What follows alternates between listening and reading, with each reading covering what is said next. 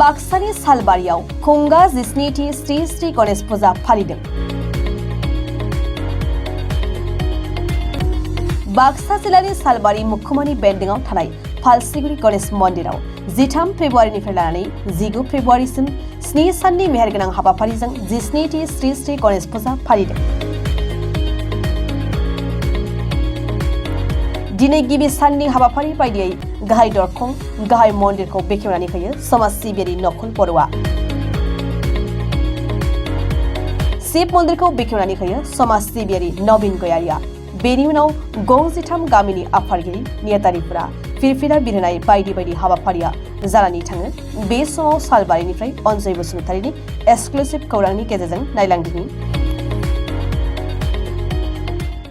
नंगौ बे समाव दंफैयो आङो फालसिगुरि गामियाव श्री श्री गणेश फोरबोआ दिनैनिफ्राय 7 साननि हाबाफारिजों मेहेरगोनाङै खुंफुंनाय जादों। बे दिनैहाय गिबि सान हाबाफारि बायदियै समाव जोङो समाज सिबियारि नुकुल बर' बिथांमोना बिनि सोमोन्दै दिनैहाय गिबि सान बा दिनैहाय श्री श्री गणेश फोरबो फालिथाया 13था गामिजों दिनैहाय फालसिगुरि गामिनि गणेश मन्दिराव बिथांमोना मेहेरगोनाङै गाजा गोमजायै खुंफुंनो आखायाव लादों। बे समाव जोङो नुकुल माहाजोन बा बिथाङा समाज सिबियारि सालबारि ओनसोलनि बिथाङाव जों माखासे खोथा जों बिनि सोमोन्दै बुंना लानो जोबोद गोजोनथाव।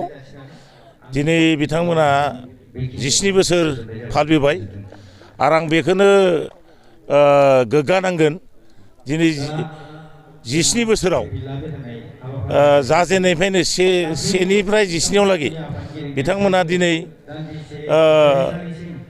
आंखौ 17 बाराव लागै मन्दिर बेखावनो फैनायनि लिंहरनायनि थाखाय आं गासै गणेश फुजा कमिटि आरो 13टा गामि बे गामिफोरखौ आं साबायखर बावदों।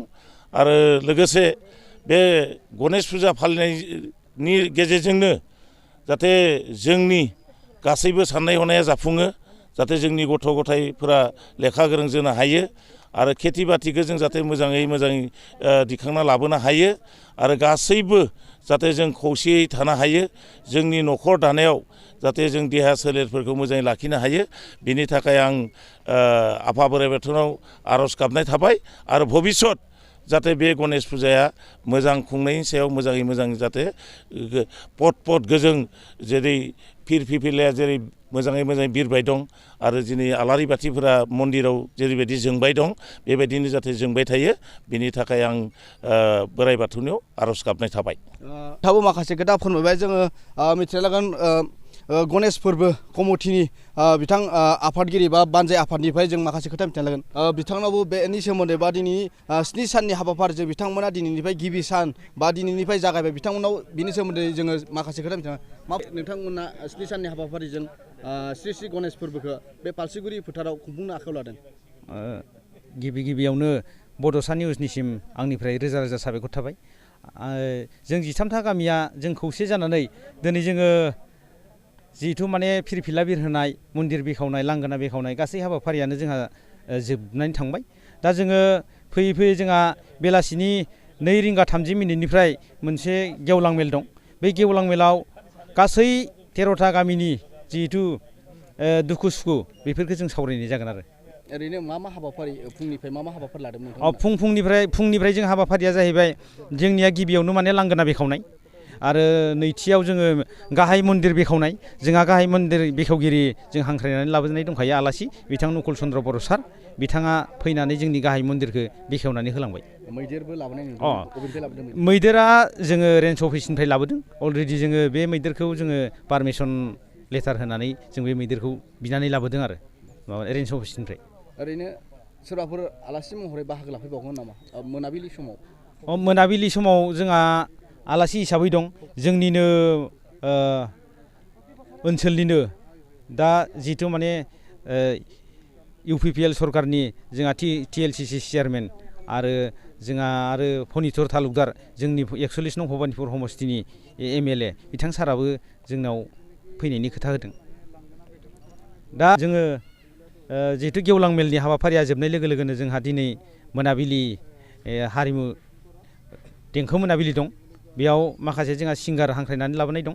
जेरै माने जोङो बर' खारानि बर'आ गुबुन जाथिनिफ्रायबो जों लाबोदों आरो बर' खारानि बर'जों लोगोसे जोंहा नामखौ बावलायलांबाय लैथोमा बिथाङाबो जोंनाव दिनै फैगोन आरो सालबारि ओनसोलनि सासे समाज सिबियारि नबेन गयारि बिथाङाबो दिनैहाय बे गणेश फोरबो बा फाल्सिगुरियाव गणेश फोरबो खुंफुंनाय हाबाफारियाव बिथाङाबो बाहागो लाफैदों बा बिथाङाबो फिथा हास'नाय बा मन्दिर बेखेवनाय हाबाफारियाव बिथाङा बाहागो लाफैदों बे समाव बिथांनाव जों माखासे खोथा मिथिना लागोन मा फोरमायगोन दिनै बयनिसिमबो फुंबिलि आरो दिनैनि बे गोथार श्री श्री गणेश फुजानि बयनिसिमबो गाहाम हामलायनाय थाबाय नोंथांमोननि बे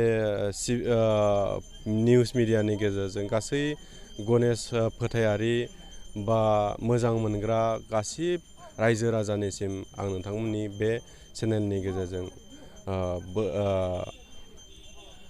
नोंथांमोननि बे चेनेलनि गेजेरजों आङो आंनि गोसो गोरबोनि हामलायनायखौ जासिबाय आं आसा खालामो जाहाथे बे दिनैनि बे गोथार दिनाव दिनैनि बे गणेश बाबाया बयनिसिमबो जाहाथे बोर सारस्रि हरथों सोरगोआव थानानै जाहाथे बे ओनसोलाव जाहाथे जोंनि बे ओनसोलाव बा जोंनि बे समाजाव जाहाथे गोजोन आरो सुख सान्थिया अरायसम जायगा मोनथों आरो जायगा लाथों होननानै आङो गोसोनिफ्राय हास्थायनाय थाबाय दा दिनै आंखौ बे फाल्सिगुरि गामियाव खुंजानाय बे 17थि गणेश फोरबो फालिथायनि